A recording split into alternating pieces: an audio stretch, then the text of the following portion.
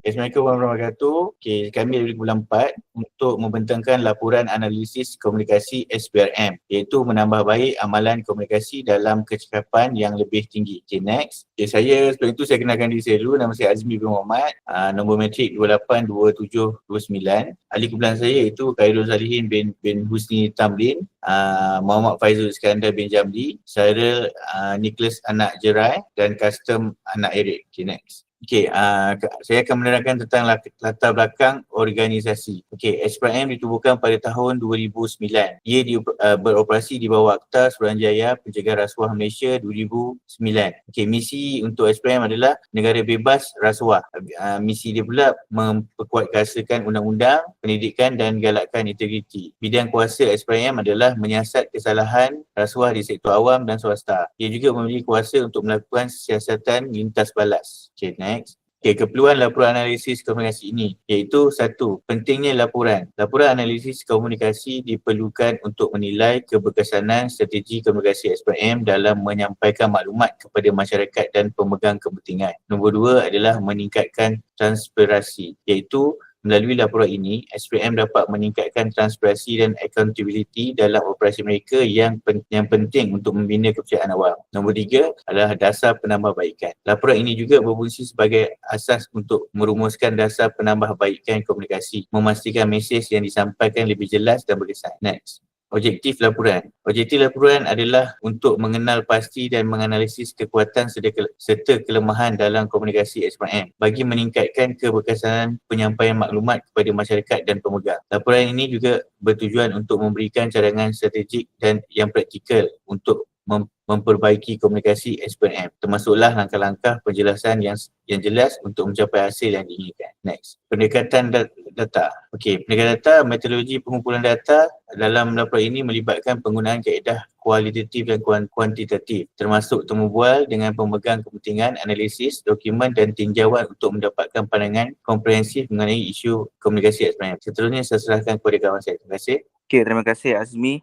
Seterusnya saya Nicholas anak Jiril, nombor matrik 282763. Saya akan membentangkan tentang analisis SWOT kekuatan iaitu strength. Poin yang pertama, struktur organisasi yang jelas. Ini menunjukkan organisasi yang teratur dan terstruktur dengan baik yang dapat memudahkan pengambilan keputusan, pengurusan tugas dan komunikasi yang berkesan. Sistem pengurusan maklumat berpusat. Sistem ini membolehkan organisasi mengakses, mengurus dan berkongsi maklumat dengan mudah dan cekap. Yang penting untuk membuat keputusan yang tepat dan meningkatkan kecekapan operasi. Penggunaan teknologi terkini. Penggunaan teknologi terkini menunjukkan organisasi yang inovatif dan bersedia untuk menyesuaikan diri dengan perubahan. Ini dapat meningkatkan produktiviti, kecekapan dan daya saing organisasi. Next. Seterusnya adalah analisis SWOT kelemahan, weaknesses. Komunikasi dalaman kurang berkesan. Masalah dalam pertukaran maklumat dan idea di antara pekerja yang boleh menyebabkan kekeliruan, salah faham dan kurangnya kerjasama. Poin yang kedua, kurangnya ketulusan dan akses maklumat. Ketiadaan ketulusan dan akses maklumat yang terhad boleh menyebabkan ketidakkepercayaan, kurangnya motivasi dan kesukaran dalam membuat keputusan. Silo informasi dan kekurangan kerjasama antara jabatan. Kekurangan komunikasi dan kerjasama antara jabatan yang boleh menyebabkan pembaziran sumber, pertentangan dan kurangnya kecekapan. Yang keempat, ketidakupayaan menangani konflik dengan berkesan. Ketidakupayaan untuk menguruskan konflik dengan berkesan boleh menyebabkan perselisihan yang berpanjangan, penurunan moral dan produktiviti yang rendah. Next. Analisis SWOT, peluang, opportunities. Memperkukuhkan penggunaan teknologi digital. Peluang untuk meningkatkan kecekapan produktiviti dan akses kepada maklumat melalui penggunaan teknologi terkini. Peluang untuk menjalankan pelatihan komunikasi. Peluang untuk meningkatkan komunikasi dan kolaborasi di antara pekerja yang dapat membawa kepada peningkatan produktiviti dan kepuasan pekerja. Yang ketiga, kerjasama dengan agensi internasional. Peluang untuk mengakses sumber pengetahuan dan peluang baru melalui kerjasama dengan organisasi antarabangsa. Penglibatan masyarakat dalam pencegahan rasuah. Ini menunjukkan peluang untuk meningkatkan kesedaran dan sokongan masyarakat dalam memerangi rasuah. Next. Analisis SWOT, ancaman, threat, kebocoran maklumat, risiko kehilangan data sensitif yang boleh menjejaskan reputasi, kepercayaan dan operasi organisasi, salah faham dan konflik dalaman, potensi perselisihan antara pekerja yang boleh menyebabkan penurunan produktiviti, moral dan kerjasama, tekanan dan campur tangan luar, risiko pengaruh yang luar yang boleh menjejaskan keputusan operasi organisasi. Persepsi awam yang negatif. Ini menunjukkan risiko reputasi negatif yang boleh menjejaskan imej, kepercayaan dan sokongan masyarakat terhadap organisasi. Okey, seterusnya saya serahkan kepada rakan saya yang lain. Okey, Assalamualaikum warahmatullahi wabarakatuh. Saya Muhammad Faizul Iskandar bin Jahadi. Okey, saya akan membentangkan objektif program peningkatan amalan komunikasi dalam SPRM. Okey, program peningkatan ini telah dirangka dengan beberapa objektif strategi yang bertujuan untuk mengatasi cabaran komunikasi yang dihadapi oleh organisasi. Program ini tidak hanya fokus pada komunikasi dalaman, tetapi juga kepada hubungan dengan pihak kepentingan luar dengan harapan untuk mewujudkan persekitaran yang lebih berkesan dan kolaboratif. Pertama, meningkatkan kejelasan dan keterusan dalam komunikasi. Untuk mencapai ini, SPRM merancang untuk membangunkan garis panduan komunikasi yang menggariskan saluran rasmi yang harus digunakan. Dia termasuk mengadakan sesi taklimat berkala di mana pegawai boleh berkongsi maklumat dan memberi maklum balas secara terbuka. Okey, kedua, meningkatkan kerjasama antara jabatan. Okey, program ni menggalakkan aktiviti pemantauan dan kerjasama yang melibatkan pegawai dari berbagai jabatan seperti mengadakan bengkel dan sesi brainstorming untuk membincangkan isu-isu yang melibatkan lebih dari satu jabatan. Dengan memperkenalkan projek-projek bersama, SPRM dapat membina jaringan dan kepercayaan antara pegawai. Ketiga, meningkatkan kemahiran komunikasi pegawai. Untuk melaksanakan program latihan ini merangkumi pelbagai kemahiran komunikasi termasuk lisan, bertulis dan bukan lisan. Latihan ini bukan sahaja akan memberikan pegawai alat yang mereka perlukan untuk berkomunikasi dengan lebih efektif, tetapi juga akan mempersiapkan mereka untuk mengatasi perbezaan pendapat dengan cara yang konstruktif. Okey, keempat, memperkuatkan budaya organisasi yang positif dengan memberikan pengiktirafan kepada pegawai yang menunjukkan kemahiran komunikasi yang baik. SPRM dapat memotivasikan pegawai lain untuk mengamalkan komunikasi yang sama. Aktiviti sosial dan program kesejahteraan juga akan diadakan untuk memperkukuh hubungan antara pegawai, membantu mengurangkan jurang hierarki dan membina rasa kesatuan dalam organisasi. Untuk yang kelima, meningkatkan hubungan dengan stakeholder luaran.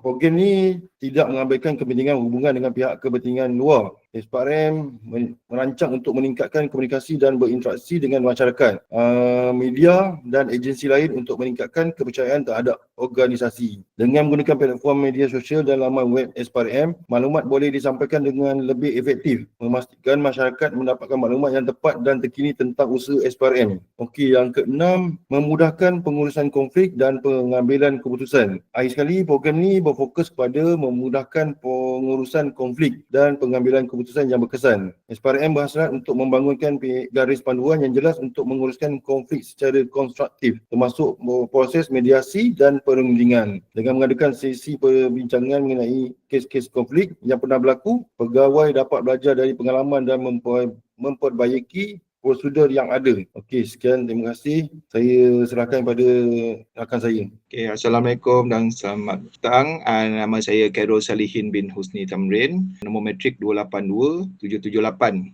Sekarang saya akan membentangkan cadangan penambahbaikan komunikasi dalam SPRM. Yang pertama adalah membangunkan garis panduan komunikasi yang jelas. Salah satu langkah yang di-show adalah membangunkan garis panduan komunikasi yang komprehensif. Garis panduan ini merangkumi prosedur untuk komunikasi lisan, bertulis dan bukan lisan, serta penekanan terhadap ketelusan dan kejelasan dalam menyampaikan maklumat. Dalam proses ini, SPRM melibatkan pegawai dari pelbagai peringkat untuk memastikan pandangan mereka diambil kira. Pengedaran garis panduan ini diikuti dengan seksi taklimat akan memastikan semua pegawai memahami dan mematuhi prosedur yang telah ditetapkan. Yang kedua adalah mengintegrasikan teknologi dalam proses komunikasi. Cadangan untuk mengintegrasi teknologi dalam proses komunikasi ini adalah menggunakan alat komunikasi digital seperti platform internet, intranet dan aplikasi permesejan segera. Pertukaran maklumat antara jabatan dapat dipudahkan. Penggunaan sistem pengurusan dokumen juga akan membolehkan pegawai pegawai mengakses maklumat penting dengan lebih cepat dan efisien. Dengan pendekatan ini, SPRM bukan saja dapat meningkatkan kecekapan tetapi juga memastikan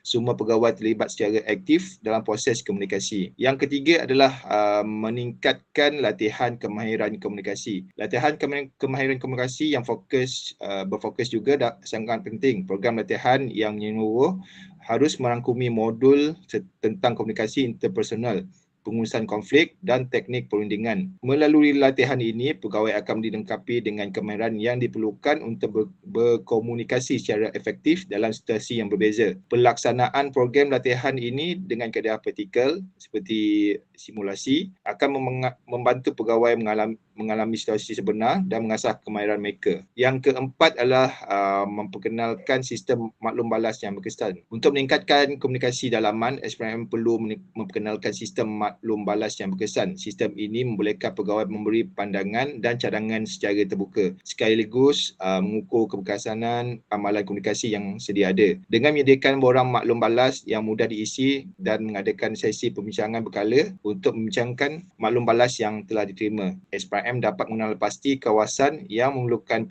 penambahbaikan. Yang kelima adalah mengadakan sesi dialog dengan pihak berkepentingan luar. SPRM perlu mengadakan sesi dialog secara berkala dengan pihak berkepentingan luar termasuk masyarakat dan media. Ini bukan sahaja akan meningkatkan kepercayaan dan transparansi terhadap usaha SPRM tetapi juga memberi peluang kepada masyarakat untuk menyampaikan pandangan dan keprihatinan mereka. Mengatur sesi keterbukaan dan dialog akan membolehkan komunikasi dua hala di mana SPRM dapat mendengar dan memahami harapan masyarakat. Yang keenam, yang terakhir adalah mewujudkan budaya komunikasi terbuka. Ia adalah untuk membina budaya komunikasi yang terbuka dalam SPRM, kunci kepada kejayaan program ini. Pegawai perlu merasakan bahawa mereka boleh berkongsi idea dan pandangan tanpa rasa takut atau ragu. Dengan perkenalkan amalan pengiktirafan kepada pegawai yang mengamalkan komunikasi terbuka dan konstruktif serta mengadakan aktiviti sosial untuk memperkukuhkan hubungan antara pegawai SPRM. SPRM dapat mengalahkan komunikasi yang lebih santai dan tidak formal. Okey, seterusnya saya serahkan kepada rakan saya. Terima kasih Encik Khairul. Saya selamat malam. Saya Komstar Eric, nombor metrik 282-762. Kebentangan kesimpulannya bagi tugas saya ini. Okey, dalam konteks pencegahan rasuah yang semakin mendesak, peningkatan amalan berkomunikasi di Suruhanjaya pencegahan rasuah adalah satu langkah yang tidak boleh diabaikan dan membangunkan menggaris panduan komunikasi yang jelas akan memberikan struktur yang diperlukan untuk memastikan maklumat disampaikan dengan tepat dan efisien. Kedua, iaitu dengan mengintegrasikan teknologi dalam proses komunikasi, SPRM juga dapat meningkatkan kecekapan dan juga kecepatan dalam pertukaran segala maklumat. Dan penggunaan platform digital tidak hanya memudahkan akses kepada maklumat tetapi juga mencipta ruang untuk interaksi yang lebih dinamik antara jabatan. Yang seterusnya, ia boleh juga meningkatkan latihan kemahiran berkomunikasi, akan memperkuatkan kemampuan pegawai dalam menangani situasi yang memerlukan komunikasi yang sangat efektif. Selain itu, pengenalan sistem balas juga yang berkesan dapat memberi ruang kepada pegawai untuk menyuarakan pandangan ataupun pendapat bagi mencadangkan penambahbaikan tersebut. Dan akhir sekali, mewujudkan budaya komunikasi yang terbuka dan SPRM adalah kunci kejayaan jangka masa yang panjang. Budaya ini tidak hanya menggalakkan pegawai untuk berkomunikasi secara efektif tetapi juga mengeratkan hubungan antara mereka. Sekian saja, terima kasih.